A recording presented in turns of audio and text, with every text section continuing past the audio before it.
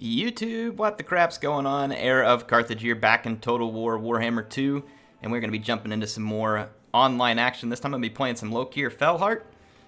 This is just going to be a quick battle. Let me introduce you to my Dark Elves army. I'm going to have a lot of Dread Spears, and I'm playing against the Dwarves. So, yes, I know I picked Spears against Dwarves. It's because they have higher melee defense, and I just want it to take longer for the Dwarves to kill my units. That's why I didn't bring Bleak Swords or something different. My backline is Blackheart Corsairs. Again, I know they're not armor piercing. They do have some bonus versus infantry, and they have decent armor themselves. And I brought them as a backline because they're not shielded. I've got a Death Hag who's going to be using the debuff ability she has, along with Lokir on foot. Shadow Sorceress to drop the armor of the Dwarves. On my flanks, I have 2 Shades each, just the standard variety, and there are 2 Dread Spears on the flanks to keep the Dwarves from trying to run down my Shades with infantry. So my objective here, obviously, is to pick at the Dwarves from the flanks with my Shades, and then let Lokir and others get in to try and do some work in melee. There's going to be 2 Thanes for the Dwarves, and they are supporting Grombrindle, the crazed white dwarf. And then as far as infantry goes, there are a couple of miners with blasting charges. There's an Ironbreaker, the Warriors of Dragonfire Pass, a Hammerer, Giant Slayers. That Ironbreaker's back here in the back, by the way. Longbeards, Dwarf Warriors, Ranger or Quarrelers. There's a pretty mixed up bag here for the Dwarves, and obviously I want to surround to have the best effect here. I don't want to just go plowing straight into all that armor and defense. So let's see what we come up with here. So my objective here, when I saw his formation, I'll just kind of give you all a little bit of thoughts here. He's obviously trying to protect the front with the blasting charges, so I'm going to hold my attack on the front, and I'm going to use my Shades to push him from the flank. And see out here, he takes the engagement with the Warriors. So I'm going to take that engagement. I'm going to use my Shades from range to try and pick at expensive units, but when he returns fires with his Quarrelers, I'm going to retreat. I'm not going to stay and take that fight. If I can keep my Shades alive long enough, then it should help me guarantee a victory in late game. His artillery is just a bolt thrower. He may have been expecting a dragon or something, but it's not going to do much against my infantry, and all of his efforts to stave me off over here has, allowed me to get around his flank, and I'm trying to make sure not to blob my infantry too bad. I take my leadership right here in the middle, which is pretty risky because Grombrindle's here. But I was hoping that maybe we could get a hold of him. These Ironbreakers really unloading it on me. So again, you can see I've outflanked. I'm kind of holding some units in reserve right here too, just to kind of bring in as I need. And Grombrindle is going to be one tough customer. You can see him putting a beating on my Shadow Sorceress really quickly, and the same thing with the Death Hag.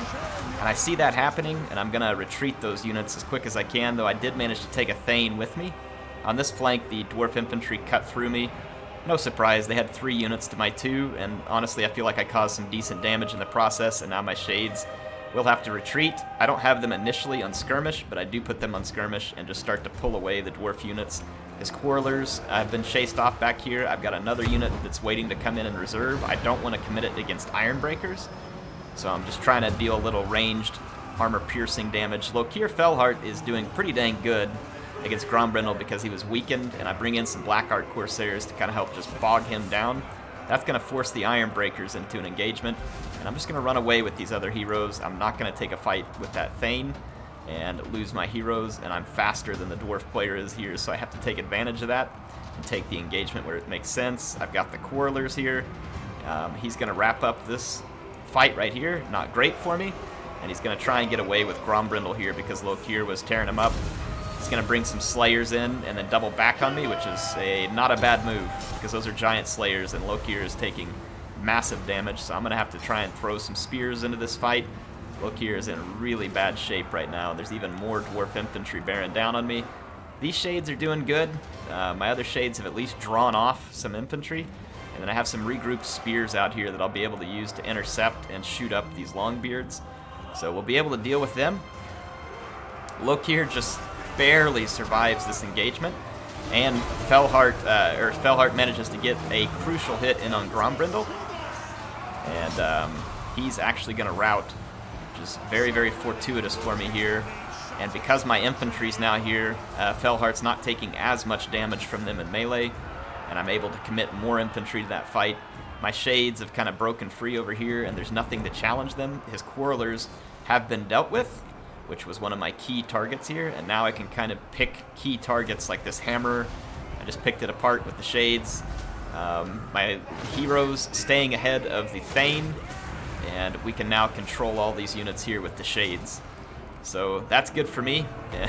Fellheart is fortunately extremely tanky.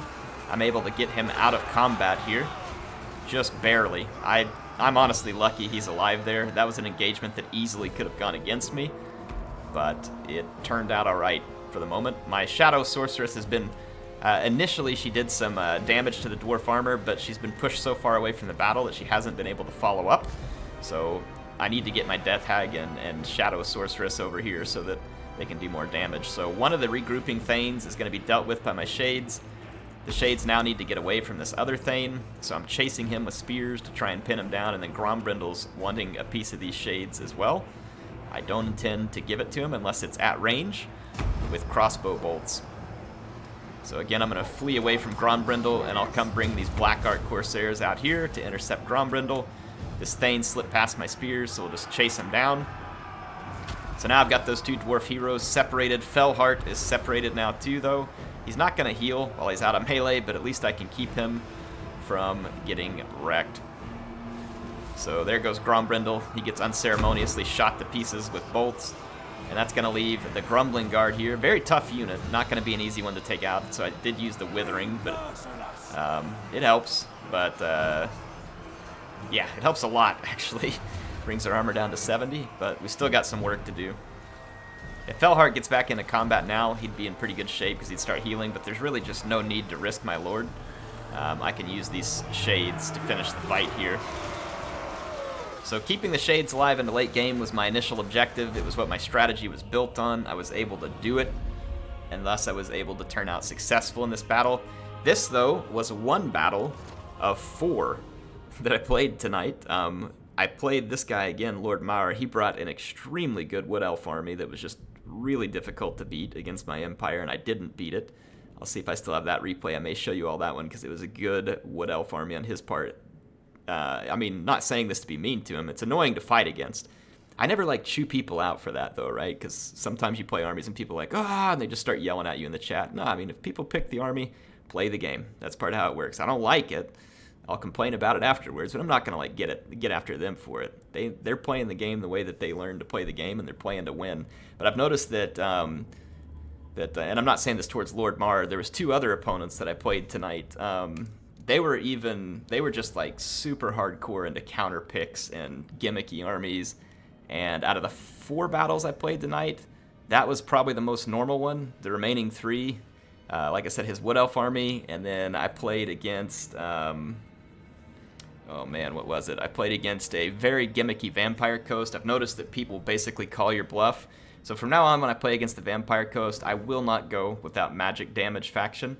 Because what people do is if you pick a faction that doesn't have a lot of magic damage, they'll just pick a bunch of Banshees and then sit back and shoot you with annoying units and run around and bring a bunch of deck droppers, fly around so you can't catch those, and they'll shoot at your Lord, and then the Banshees, you can't kill them. Like, so people just bring those armies thinking like, oh, well, people aren't smart enough to bring the magical damage. So I would suggest at this point, if anybody picks Vampire Coast, pick something with magical damage, just in case. Like, you got to have an answer to the Sirens, sorry, not Banshees.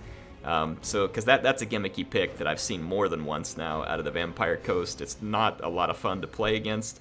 It's pretty irritating because you're just chasing flying missile cav and trying to deal with the Banshees. So bring the magical damage and you can probably deal with it. Other type of gimmicky armies I see a lot with the Empire is where they'll bring a lot of cavalry, a little bit of token state troops, I mean just a little. They'll bring Franz because he's real tanky, and they'll bring a Jade Wizard to heal him.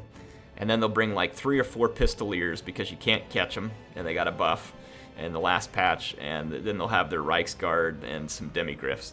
And so what they'll do is try and shoot at you from range with like the Hammer of Witches. And then as you're forced forward, they're shooting at you with the Missile Cavalry. If your Lord goes anywhere near Karl, they just immediately drop Regrowth and start shooting you with all the Pistoliers.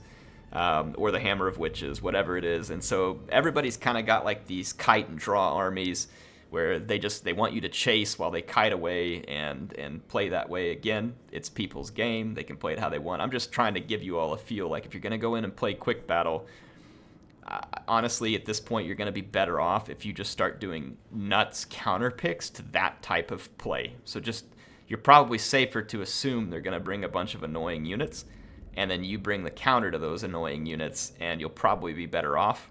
And in fact, if people start doing that, hopefully it may stop them from going down those crazy roads. But that's mostly what I've been seeing a lot of in quick battle. It's like, I think in the past, people were kind of more into this, hey, I'm going to bring a somewhat balanced army, a little capability in every realm.